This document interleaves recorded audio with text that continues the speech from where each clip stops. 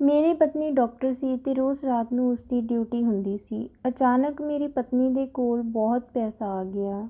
ਪਤਨੀ ਦਾ ਰਾਜ਼ ਜਾਣਨ ਲਈ ਮੈਂ ਇੱਕ ਦਿਨ ਉਸਦੇ ਹਸਪਤਾਲ ਗਿਆ ਤਾਂ ਹਸਪਤਾਲ ਵਿੱਚ ਬਹੁਤ ਛੋਟੇ-ਛੋਟੇ ਬੱਚੇ ਸਨ ਤੇ ਜਦੋਂ ਮੈਂ ਪਤਨੀ ਦੇ ਕਮਰੇ ਵਿੱਚ ਗਿਆ ਤਾਂ ਮੇਰੇ ਤਾਂ ਹੋਸ਼ ਹੀ ਉੱਡ ਗਏ ਕਿਉਂਕਿ ਮੇਰੀ ਪਤਨੀ 4 ਡਾਕਟਰਾਂ ਨਾਲ ਰਾਤ ਦੇ ਇਸ ਪਹਿਰ ਮੈਂ ਜੋ ਕੁਝ ਆਪਣੀਆਂ ਅੱਖਾਂ ਨਾਲ ਦੇਖਿਆ ਉਸ 'ਤੇ ਯਕੀਨ ਨਹੀਂ ਹੋ ਰਿਹਾ ਸੀ। ਮੇਰੀ ਉਹ ਪਤਨੀ ਜਿਸ 'ਤੇ ਮੈਨੂੰ ਖੁਦ ਨਾਲੋਂ ਜ਼ਿਆਦਾ ਭਰੋਸਾ ਸੀ, ਉਸਨੇ ਹੀ ਸਭ ਖਤਮ ਕਰ ਦਿੱਤਾ।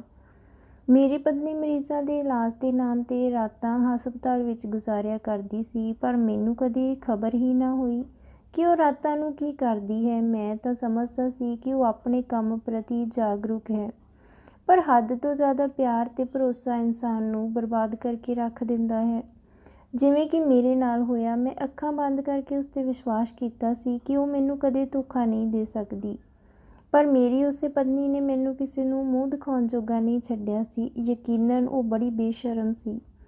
ਮੈਂ ਉਸ ਬਾਰੇ ਅਜਿਹਾ ਸੋਚ ਵੀ ਨਹੀਂ ਸਕਦਾ ਸੀ ਕਿ ਕਦੇ ਉਹ ਵੀ ਇਸ ਤਰ੍ਹਾਂ ਕਰ ਸਕਦੀ ਹੈ। ਰਾਤਾਂ ਨੂੰ ਹਸਪਤਾਲ ਦੇ ਇੱਕ ਫ਼ੋਨ 'ਤੇ ਭੱਜਣਾ, ਮਰੀਜ਼ਾਂ ਦੇ ਨਾਮ 'ਤੇ ਬੇਚੈਨ ਹੋ ਜਾਣਾ, ਮੇਰੇ ਲੱਖ ਮਨ੍ਹਾ ਕਰਨ 'ਤੇ ਵੀ ਇੱਕ ਛੁੱਟੀ ਨਾ ਕਰਨਾ ਤੇ ਕੁਝ ਮਹੀਨਿਆਂ ਵਿੱਚ ਹੀ ਇੰਨੇ ਪੈਸੇ ਕਮਾ ਲੈਣਾ। ਇੱਕ-ਇੱਕ ਕਰਕੇ ਮੈਨੂੰ ਹਰ ਗੱਲ ਸਮਝ ਆ ਗਈ ਸੀ। ਮੈਂ ਹਸਪਤਾਲ ਦੇ ਬਾਹਰ ਬੈਠਾ ਆਪਣੇ ਪਿਛਲੇ ਸਮੇਂ ਵਿੱਚ ਖੋ ਗਿਆ। ਮੇਰੇ ਤੇ ਸੁਮਨ ਦੇ ਵਿਆਹ ਨੂੰ 3 ਸਾਲ ਹੋਣ ਵਾਲੇ ਸਨ। ਇਹਨਾਂ 3 ਸਾਲਾਂ ਵਿੱਚ ਸਾਡੇ ਕੋਈ ਔਲਾਦ ਨਹੀਂ ਹੋਈ, ਪਰ ਇਸ ਗੱਲ ਦਾ ਮੈਨੂੰ ਕੋਈ ਦੁੱਖ ਨਹੀਂ ਸੀ। ਮੇਰਾ ਮੰਨਣਾ ਸੀ ਕਿ ਇਹ ਉੱਪਰ ਵਾਲੇ ਦੀ ਦੇਣ ਹੈ। ਜਦੋਂ ਰੱਬ ਨੇ ਚਾਹਿਆ, ਔਲਾਦ ਵੀ ਹੋ ਜਾਵੇਗੀ। ਮੈਂ ਆਪਣੀ ਪਤਨੀ ਨੂੰ ਬਹੁਤ ਪਿਆਰ ਕਰਦਾ ਸੀ। ਮੈਨੂੰ ਉਸ 'ਤੇ ਮਾਣ ਸੀ। ਦਿਨ ਹੋਵੇ ਜਾਂ ਰਾਤ, ਸੁਮਨ ਆਪਣੀ ਡਿਊਟੀ ਤੋਂ ਕਦੇ ਪਿੱਛੇ ਨਹੀਂ ਹਟਦੀ ਸੀ। ਉਹ ਇੱਕ ਛੋਟੇ ਜਿਹੇ ਹਸਪਤਾਲ ਵਿੱਚ ਕੰਮ ਕਰਦੀ ਸੀ। ਜਦੋਂ ਵੀ ਉਸਨੂੰ ਹਸਪਤਾਲ ਤੋਂ ਫ਼ੋਨ ਆਉਂਦਾ ਤਾਂ ਉਹ ਸਭ ਕੁਝ ਛੱਡ ਕੇ ਹਸਪਤਾਲ ਚਲੀ ਜਾਂਦੀ। ਮੈਂ ਤੇ ਸੁਮਨ ਅਲੱਗ ਘਰ ਵਿੱਚ ਹੀ ਰਹਿੰਦੇ ਸਨ। ਪਰਿਵਾਰ ਤੋਂ ਅਲੱਗ ਰਹਿਣ ਦਾ ਫੈਸਲਾ ਮੈਨੂੰ ਸੁਮਨ ਕਰਕੇ ਹੀ ਲੈਣਾ ਪਿਆ ਸੀ। ਸੁਮਨ ਦੇ ਕੰਮ ਕਰਕੇ ਮੈਂ ਇੱਕ ਅਲੱਗ ਘਰ ਵਿੱਚ ਰਹਿਣ ਦਾ ਫੈਸਲਾ ਲਿਆ ਸੀ। ਮੈਂ ਖੁਦ ਇੱਕ ਟਿਊਸ਼ਨ ਟੀਚਰ ਸੀ ਤੇ ਆਪਣਾ ਕੋਚਿੰਗ ਸੈਂਟਰ ਚਲਾਉਂਦਾ ਸੀ। ਮੇਰਾ ਕੰਮ ਚੰਗਾ ਚੱਲਦਾ ਸੀ ਤੇ ਸਾਡੇ ਘਰ ਦੇ ਹਾਲਾਤ ਵੀ ਵਧੀਆ ਸਨ।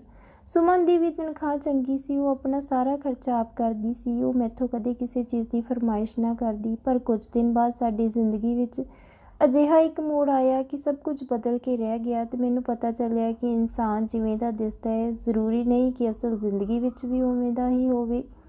ਮੇਰੀ ਛੋਟੀ ਭੈਣ ਦਾ ਵਿਆਹ ਤੈਅ ਹੋ ਗਿਆ। ਹੌਲੀ-ਹੌਲੀ ਸਾਰੀਆਂ ਰਸਮਾਂ ਨਿਭਾਈਆਂ ਜਾ ਰਹੀਆਂ ਸਨ। ਮੇਰੀ ਇਕਲੌਤੀ ਭੈਣ ਦੇ ਵਿਆਹ ਵਿੱਚ ਵੀ ਸੁਮਨ ਆਪਣੇ ਕੰਮ ਵਿੱਚ ਬਹੁਤ ਵਿਅਸਤ ਸੀ। ਇੱਕ ਵੀ ਛੁੱਟੀ ਨਹੀਂ ਲੈ ਰਹੀ ਸੀ। ਪਿਛਲੇ ਕੁਝ ਸਮੇਂ ਤੋਂ ਉਹ ਰਾਤ ਦੀ ਡਿਊਟੀ ਹੀ ਕਰ ਰਹੀ ਸੀ। ਕਦੇ-ਕਦੇ ਐਮਰਜੈਂਸੀ ਵੇਲੇ ਉਹ ਦਿਨੇ ਵੀ ਹਸਪਤਾਲ ਆ ਜਾਂਦੀ ਸੀ। ਮੇਰੀ ਮਾਂ ਨੂੰ ਇਸ ਗੱਲ ਦੀ ਸ਼ਿਕਾਇਤ ਹੋਣ ਲੱਗੀ ਸੀ ਕਿ ਉਹ ਵਿਆਹ ਦੀ ਕਿਸੇ ਰਸਮ ਵਿੱਚ ਸ਼ਾਮਿਲ ਨਹੀਂ ਹੋ ਰਹੀ ਹੈ। ਮੈਂ ਮਾਂ ਨੂੰ ਬਹੁਤ ਸਮਝਾਉਣ ਦੀ ਕੋਸ਼ਿਸ਼ ਕੀਤੀ ਕਿ ਉਸਦਾ ਕੰਮ ਹੀ ਅਜਿਹਾ ਹੈ ਕਿ ਉਹ ਛੁੱਟੀ ਨਹੀਂ ਕਰ ਸਕਦੀ।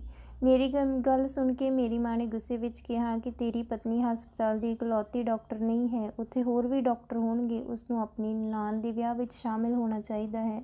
ਸਾਰੇ ਰਿਸ਼ਤੇਦਾਰ ਵੀ ਪੁੱਛ ਰਹੇ ਹਨ। ਮੈਂ ਤਾਂ ਹੁਣ ਵਿੱਚ ਵਿਚਾਲੇ ਫਸ ਗਿਆ ਸੀ। ਨਾ ਤਾਂ ਮਾਂ ਸਮਝ ਰਹੀ ਸੀ ਤੇ ਨਾ ਹੀ ਸੁਮਨ ਛੁੱਟੀ ਕਰ ਰਹੀ ਸੀ। ਮਾਂ ਚਾਹੁੰਦੀ ਸੀ ਕਿ ਸੁਮਨ ਸਾਰੇ ਫਰਜ਼ ਨਿਭਾਵੇ। ਦੇਖਿਆ ਜਾਵੇ ਤਾਂ ਮਾਂ ਦੀ ਗੱਲ ਵੀ ਸਹੀ ਸੀ, ਕਿਉਂਕਿ ਸੁਮਨ ਦੇ ਘਰ ਨਾ ਹੋਣ ਕਰਕੇ ਸਭ ਨੂੰ ਇਹੀ ਲੱਗਣ ਲੱਗਿਆ ਸੀ ਕਿ ਸੁਮਨ ਤੇ ਮੇਰੀ ਮਾਂ ਦੀ ਆਪਸ ਵਿੱਚ ਬਣਦੀ ਨਹੀਂ ਹੋਣੀ। ਜਦੋਂ ਸੁਮਨ ਘਰ ਆਈ ਤਾਂ ਮੈਂ ਉਸਨੂੰ ਕਿਹਾ ਕਿ 2-3 ਦਿਨ ਦੀ ਛੁੱਟੀ ਲੈ ਲੈਣੀ ਸੀ। ਮਾਂ ਨੇ ਕਿਹਾ ਹੈ, ਪਰ ਮੇਰੀ ਗੱਲ ਸੁਣਦੇ ਹੀ ਸੁਮਨ ਗੁੱਸੇ ਵਿੱਚ ਕਹਿਣ ਲੱਗੀ, ਮੈਂ ਇੱਕ ਡਾਕਟਰ ਹਾਂ ਤੇ ਹਸਪਤਾਲ ਵਿੱਚ ਮਰੀਜ਼ਾਂ ਨੂੰ ਮੇਰੀ ਜ਼ਰੂਰਤ ਹੁੰਦੀ ਹੈ ਤੇ ਤੁਸੀਂ ਚਾਹੁੰਦੇ ਹੋ ਕਿ ਮੈਂ ਫਾਲਤੂ ਦੀਆਂ ਰਸਮਾਂ ਲਈ ਕੰਮ ਛੱਡ ਦੇਵਾਂ। ਮੈਨੂੰ ਲੱਗਿਆ ਕਿ ਸੁਮਨ ਵੀ ਠੀਕ ਹੀ ਕਹਿ ਰਹੀ ਹੈ।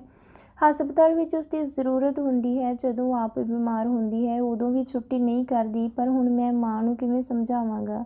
ਫਿਰ ਸੁਮਨ ਮੈਨੂੰ ਕਹਿਣ ਲੱਗੀ ਕਿ ਮੈਨੂੰ ਪਤਾ ਹੈ ਕਿ ਤੁਹਾਡੀ ਇਕਲੌਤੀ ਭੈਣ ਦਾ ਵਿਆਹ ਹੈ, ਪਰ ਮੇਰਾ ਕੰਮ ਵੀ ਜ਼ਰੂਰੀ ਹੈ। ਮੈਂ ਛੁੱਟੀ ਨਹੀਂ ਲੈ ਸਕਦੀ। ਮੈਂ ਉਸਦੀ ਮਜਬੂਰੀ ਸਮਝਦੇ ਹੋਏ ਉਸਨੂੰ ਕਿਹਾ ਕਿ ਤੂੰ ਤਸੱਲੀ ਨਾਲ ਆਪਣਾ ਕੰਮ ਕਰ, ਮਾਂ ਨੂੰ ਮੈਂ ਸਮਝਾ ਦੇਵਾਂਗਾ। ਉਹ ਕਹਿਣ ਲੱਗੀ, ਮੈਂ ਇੰਨਾ ਪੈਸਾ ਕਮਾਉਣਾ ਚਾਹੁੰਦੀ ਹਾਂ ਕਿ ਮੈਨੂੰ ਕਿਸੇ ਚੀਜ਼ ਲਈ ਤਰਸਣਾ ਨਾ ਪਵੇ। ਸੁਮਨ ਦੀ ਗੱਲ ਮੈਨੂੰ ਬੜੀ ਅਜੀਬ ਲੱਗੀ, ਕਿਉਂਕਿ ਸਾਡੇ ਕੋਲ ਤਾਂ ਸਭ ਕੁਝ ਸੀ, ਪਰ ਫਿਰ ਵੀ ਇੰਨਾ ਪੈਸਾ ਕਮਾਉਣ ਦੀ ਖਵਾਹਿਸ਼ ਕਿਉਂ ਕਰ ਰਹੀ ਸੀ ਉਹ। ਮੈਂ ਉਸਨੂੰ ਕਿਹਾ ਕਿ ਤੂੰ ਚਾਹੇ ਜੋ ਕਰ, ਬਸ ਵਿਆਹ ਵਾਲੇ ਦਿਨ ਛੁੱਟੀ ਕਰ ਲਵੀਂ, ਬਾਕੀ ਦਿਨ ਮੈਂ ਮਾਂ ਨੂੰ ਸਮਝਾ ਦੇਵਾਂਗਾ। ਸੁਮਨ ਨੇ ਕਿਹਾ ਠੀਕ ਹੈ, ਪਰ ਵਿਆਹ ਵਾਲੇ ਦਿਨ ਸਭ ਕੁਝ ਬਦਲ ਗਿਆ। ਮੇਰੀ ਮਾਂ ਦਾ ਮੂਡ ਬਹੁਤ ਖਰਾਬ ਸੀ। ਆਪਣੀ ਪਸੰਦ ਦੀ ਕੁੜੀ ਨਾਲ ਵਿਆਹ ਕਰਨ ਕਰਕੇ ਮਾਂ ਤਾਂ ਪਹਿਲਾਂ ਹੀ ਮੈਥੋਂ ਨਾਰਾਜ਼ ਸੀ। ਉੱਤੋਂ ਸੁਮਨ ਦਾ ਰਵੱਈਆ ਬਲਦੀ 'ਤੇ ਤੇਲ ਪਾਉਣ ਦਾ ਕੰਮ ਕਰ ਰਿਹਾ ਸੀ। ਮਾਂ ਹਰ ਗੱਲ 'ਤੇ ਮੈਨੂੰ ਸੁਣਾਉਂਦੀ ਕਿ ਚੰਗਾ ਹੁੰਦਾ ਜੇ ਤੂੰ ਘਰੇਲੂ ਕੁੜੀ ਨਾਲ ਵਿਆਹ ਕਰਵਾ ਲੈਂਦਾ, ਘੱਟੋ ਘੱਟ ਤੈਨੂੰ ਸਮਾਂ ਤਾਂ ਦਿੰਦੀ। ਸਾਰੀ ਸਾਰੀ ਰਾਤ ਹਸਪਤਾਲ ਵਿੱਚ ਗੁਜ਼ਾਰ ਦਿੰਦੀ ਹੈ। ਹੁਣ ਤੱਕ ਕੋਈ ਬੱਚਾ ਵੀ ਨਹੀਂ ਹੋਇਆ। ਮੈਂ ਖਾਮੋਸ਼ੀ ਨਾਲ ਮਾਂ ਦੀਆਂ ਗੱਲਾਂ ਸੁਣ ਰਿਹਾ ਸੀ। ਸੁਮਨ ਅੱਜ ਘਰ ਹੀ ਸੀ ਤੇ ਵਿਆਹ ਦੀ ਤਿਆਰੀ ਕਰ ਰਹੀ ਸੀ। ਅਸੀਂ ਪੈਲੇਸ ਨੂੰ ਜਾਣ ਹੀ ਲੱਗੇ ਸੀ ਕਿ ਸੁਮਨ ਨੂੰ ਫੋਨ ਆਇਆ ਕਿ ਹਸਪਤਾਲ ਵਿੱਚ ਐਮਰਜੈਂਸੀ ਹੈ। ਸੁਮਨ ਉਹਨਾਂ ਨੂੰ ਨਾ ਆਉਣ ਬਾਰੇ ਕਹਿ ਰਹੀ ਸੀ, ਪਰ ਨਾ ਜਾਣੇ ਅੱਗਿਓਂ ਉਸਨੂੰ ਕੀ ਕਿਹਾ ਗਿਆ ਕਿ ਉਸਨੇ ਠੀਕ ਹੈ ਕਹਿ ਕੇ ਫ਼ੋਨ ਕੱਟ ਦਿੱਤਾ। ਫਿਰ ਉਹ ਕਹਿਣ ਲੱਗੀ ਕਿ ਮਜਬੂਰੀ ਹੈ, ਕੁਝ ਦੇਰ ਲਈ ਹਸਪਤਾਲ ਜਾਣਾ ਪਵੇਗਾ। ਉਸਦੀ ਗੱਲ ਸੁਣ ਕੇ ਮੈਨੂੰ ਗੁੱਸਾ ਆ ਗਿਆ। ਮੈਂ ਕਿਹਾ, ਹਸਪਤਾਲ ਦੇ ਹੋਰ ਸਾਰੇ ਡਾਕਟਰ ਮਰ ਗਏ ਹਨ ਕਿ ਤੈਨੂੰ ਹੀ ਜਾਣਾ ਪੈਣਾ ਹੈ?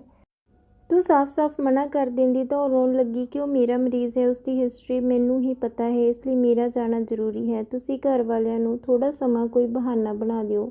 ਨਾ ਚਾਹੁੰਦੇ ਹੋਏ ਵੀ ਮੈਂ ਸੁਮਨ ਨੂੰ ਹਸਪਤਾਲ ਦੇ ਬਾਹਰ ਛੱਡ ਆਇਆ ਤੇ ਕਿਹਾ ਕਿ ਛੇਤੀ ਕੰਮ ਖਤਮ ਕਰਕੇ ਆ ਜਾਵੀਂ। ਮੈਂ ਪੈਲੇਸ ਪਹੁੰਚਿਆ ਤਾਂ ਸਾਰੇ ਮਹਿਮਾਨ ਆ ਚੁੱਕੇ ਸਨ। ਮਾਂ ਮੈਨੂੰ ਸੁਮਨ ਬਾਰੇ ਪੁੱਛਣ ਲੱਗੀ ਤਾਂ ਮੈਂ ਕਿਹਾ ਉਹ ਪਾਰਲਰ ਗਈ ਹੈ, ਥੋੜ੍ਹਾ ਟਾਈਮ ਲੱਗੇਗਾ।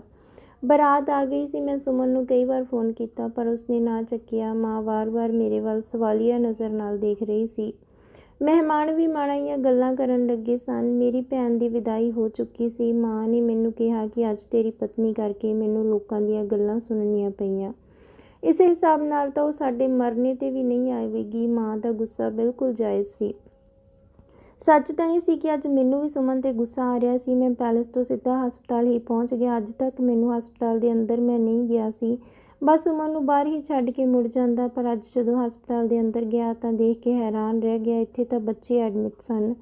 ਮੈਂ ਸੁਮਨ ਨੂੰ ਇੱਕ ਕਮਰੇ ਵਿੱਚ ਜਾਂਦੇ ਦੇਖਿਆ, ਇਸ ਲਈ ਉਸਨੂੰ ਲੱਭਣ ਵਿੱਚ ਜ਼ਿਆਦਾ ਸਮਾਂ ਨਾ ਲੱਗਿਆ। ਮੈਂ ਵੀ ਉਸਦੇ ਪਿੱਛੇ ਸੀ। ਉਹ ਕਮਰੇ ਵੱਲ ਚਲਿਆ ਗਿਆ, ਪਰ ਕਮਰੇ ਅੰਦਰ ਜੋ ਮੰਜ਼ਰ ਦੇਖਿਆ ਤਾਂ ਮੇਰਾ ਦਿਲ ਦਹਿਲ ਗਿਆ। ਕਮਰੇ ਵਿੱਚ ਸੁਮਨ ਇਕੱਲੀ ਨਹੀਂ ਸੀ, ਉਸ ਨਾਲ 4 ਮਰਦ ਵੀ ਸਨ। ਉੱਥੇ ਜੋ ਵੀ ਚੱਲ ਰਿਹਾ ਸੀ ਉਹ ਦੇਖ ਕੇ ਮੇਰੀ ਤਾਂ ਧੜਕਣ ਹੀ ਰੁਕ ਗਈ ਸੀ। ਮੇਰੀ ਪਤਨੀ, ਜਿਸ ਨੂੰ ਮੈਂ ਮਸੀਹਾ ਮੰਨਦਾ ਸੀ, ਅਸਲ ਵਿੱਚ ਉਹ ਅੰਦਰ ਤੋਂ ਹੈਵਾਨ ਸੀ। ਮੈਂ ਹਸਪਤਾਲ ਤੋਂ ਬਾਹਰ ਆ ਕੇ ਫੁੱਟਪਾਥ 'ਤੇ ਬੈਠ ਗਿਆ। ਮੈਂ ਇੰਨੇ ਸਾਲਾਂ ਵਿੱਚ ਸੁਮਨ ਦਾ ਅਸਲੀ ਰੂਪ ਨਾ ਦੇਖ ਸਕਿਆ। ਮੈਨੂੰ ਉਸ ਨਾਲ ਨਫ਼ਰਤ ਹੋਣ ਲੱਗੀ, ਪਰ ਨਾਲ-ਨਾਲ ਅਫਸੋਸ ਵੀ ਹੋ ਰਿਹਾ ਸੀ ਕਿ ਮੈਂ ਸੁਮਨ ਦਾ ਅਸਲੀ ਚਿਹਰਾ ਪਛਾਣ ਨਹੀਂ ਸਕਿਆ। ਉਸ ਦੀ ਖਾਤਰ ਮੈਂ ਆਪਣੀ ਮਾਂ ਨੂੰ ਵੀ ਨਾਰਾਜ਼ ਕਰ ਲਿਆ ਸੀ। ਮੈਂ ਤਾਂ ਉਸਨੂੰ ਬਹੁਤ ਪਿਆਰ ਕਰਦਾ ਸੀ, ਪਰ ਉਸਦੀ ਸੱਚਾਈ ਜਾਣਨ ਤੋਂ ਬਾਅਦ ਮੈਨੂੰ ਉਸ ਨਾਲ ਨਫ਼ਰਤ ਹੋ ਚੁੱਕੀ ਸੀ।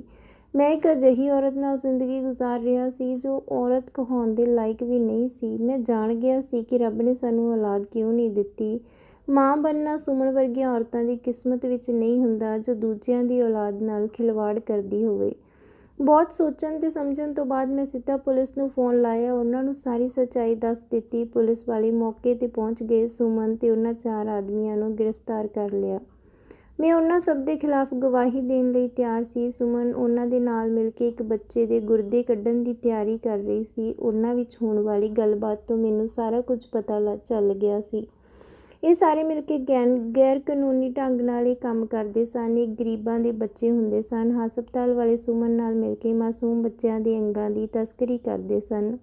ਸੁਮਨ ਨੇ ਪੈਸਾ ਕਮਾਉਣ ਲਈ ਕਿੰਨਾ ਗਲਤ ਰਸਤਾ ਅਪਣਾਇਆ ਸੀ। ਮੈਂ ਸੁਮਨ ਨੂੰ ਪੁੱਛਿਆ ਕਿ ਕੀ ਕਮੀ ਸੀ ਸਾਡੇ ਕੋਲ ਜੇ ਤੂੰ ਇਹ ਸਭ ਕੀਤਾ, ਪਰ ਉਸ ਕੋਲ ਕੋਈ ਜਵਾਬ ਨਹੀਂ ਸੀ। ਪੈਸਿਆਂ ਦੇ ਲਾਲਚ ਵਿੱਚ ਕਦੇ-ਕਦੇ ਇਨਸਾਨ ਖੁਦ ਆਪਣੀ ਬਰਬਾਦੀ ਦਾ ਕਾਰਨ ਬਣ ਜਾਂਦਾ ਹੈ। ਤਾਂ ਦੋਸਤੋ, ਇਹ ਸੀ ਅੱਜ ਦੀ ਕਹਾਣੀ। ਉਮੀਦ ਕਰਦੇ ਹਾਂ ਤੁਹਾਨੂੰ ਪਸੰਦ ਆਈ ਹੋਵੇਗੀ।